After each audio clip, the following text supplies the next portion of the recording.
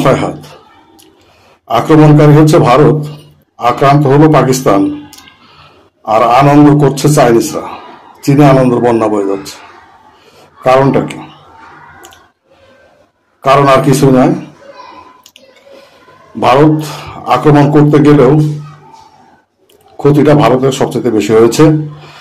Rafael যুদ্ধবিমান ভূপাতিত হয়েছে এবং রাফায়েল যুদ্ধবিমান ভূপাতিত করার ক্ষেত্রে অগ্রণী ভূমিকা রাখছে পাকিস্তানের ব্যবহার করা চীনের যে F-17 থান্ডার জেট বিমান।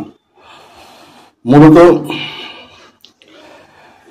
এই কারণেই চীনে আনন্দের বন্যা বয়ে যাচ্ছে, কারণ চীনের চাইনিজ ফাইটার জেটের কার্যকারিতা বিশ্ববাসীর কাছে প্রমাণিত হলো, এক নাম্বার।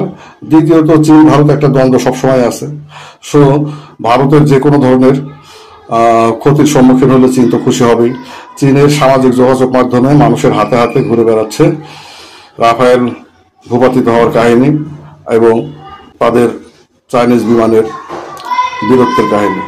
বিষয়টি যে সত্যতা আছে তার প্রমাণ হচ্ছে বিশ্ববাজারে, শেয়ার বাজারে যে F-17 যুদ্ধ বিমানের প্রস্তুতকারী প্রতিষ্ঠান চেন্দু এয়ারলাইন্স চেন্দু এয়ারক্রাফটের দাম বা শেয়ার বাজার, শেয়ারের দাম 20% অলরেডি আজকের দিনের মধ্যে বৃদ্ধি পাইছে। পক্ষান্তরে রাফায়েল যুদ্ধ বিমানের দাম 6 থেকে 10% কমে গেছে, আপ ডাউন করতেছে। মূলত ফ্রান্স এই ব্যর্থতার দায়ভার নিতে রাজি না। তারা বলতেছে বিমানের ত্রুটির কারণে বা বিমানের কোয়ালিটির কারণে ঘটনাটি ঘটেনি, ঘটনাটি ঘটছে হচ্ছে পাইলটের অকার্যকারিতা বা পাইলটের দক্ষতার অভাবের কারণে।